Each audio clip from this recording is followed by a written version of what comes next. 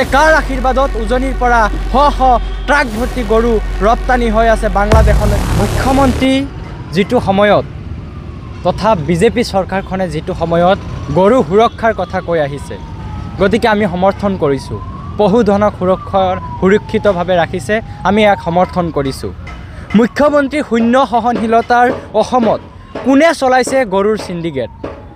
আমি বিভিন্ন সময়ত গম পাওঁ যে উজনি অসমৰ পৰা মৰিগাঁও, নগাঁও জিলাৰ পৰা ইত্যাদি ঠাইৰ পৰা উজনিৰ পৰা গুৱাহাটী খানাপাৰালৈ হাজাৰ হাজাৰ গৰু গৈ আছে, ট্ৰাকে ট্ৰাকে গৰু গৈ আছে, গৰু আঘাতপ্ৰাপ্ত হৈ আছে, গৰু মৰি আছে, গোটেই দিন গাড়ীত থাকিব লগা হৈছে গৰুৰ। আৰু এনেধৰণে গৰুবোৰ খানাপাৰাত যায় উজনিৰ পৰা, আৰু সেই খানাপাৰাৰ পৰা এটা ট্ৰাকত 40টা 50টাকৈ গৰু বাংলাদেশলৈ ৰপ্তানি হয়। আচলতে কাৰ আশীৰ্বাদত আচলতে এনেধৰণৰ কাৰ্যকলাপবোৰ চলি আছে? মাননীয় মুখ্যমন্ত্ৰী মহোদয়, আমি উত্তৰ পূৰ্বাঞ্চল সংখ্যালঘু ছাত্ৰ সন্থাই নেমচুৱে আপোনালোকক আহ্বান জনাম।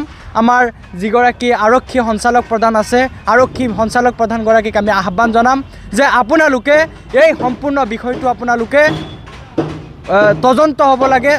তদন্ত কৰি পেলাই ইয়াৰ আঁৰত কোন লুকাই আছে, আচলতে উক্ত যি ব্যক্তিসকল, যি গৰু মাবিয়াসকল জড়িত হৈ আছে, সেইসকলক আমি শাস্তি দিয়াৰ বাবে অনুৰোধ জনাইছোঁ। আমি নেমচুৱে এনেধৰণৰ কাৰ্যক, যি অসমৰ পশুধনবোৰ আছে, অসমৰ কোনো বস্তুৱে আমি যাতে বাহিৰত কোনেও লৈ যাব নোৱাৰে, ইয়াৰ গুৰুত্ব আমি দিছোঁ।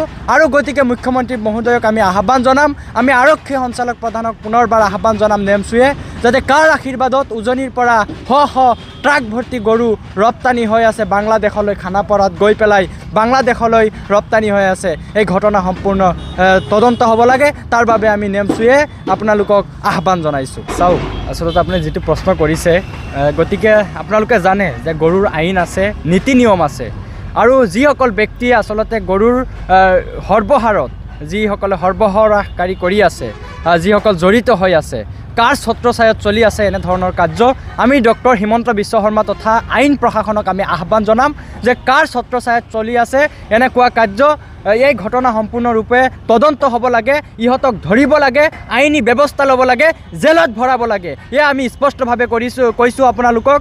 যদি এনেকুৱা আইন প্ৰশাসনে আচলতে এইবোৰ কাৰ্যকলাপৰ সৈতে বিৰত থাকে, অন্যথাই আমি নেমচুৱে আচলতে যিসমূহ উজনিৰ জিলা আছে আৰু যিসমূহ জিলাৰ পৰা গৰু ৰপ্তানি হৈ আছে অন্য ঠাইলৈ, আচলতে সেই জিলাৰ আমি জিলা অফিচ, আমি বিভিন্ন ঠাই আমি দল সংগঠনবোৰে ঘেৰাও কৰিবৰ কাৰণে বাধ্য হ'ম। এয়া আমাৰ স্পষ্ট কথা। আৰু আমি পুনৰবাৰ কৈছোঁ যে এইসমূহ সৰ্বহাৰাকাৰত যিসকল ব্যক্তি জড়িত হৈ আছে, যিসকল কাৰ আশীৰ্বাদত চলি আছে, আচলতে এই ব্যক্তিসকলক কৰায়ত্ব কৰাৰ বাবে এইসকলক আইন প্ৰশাসনে আওতাত আনিবৰ কাৰণে আমি আহ্বান জনাইছোঁ।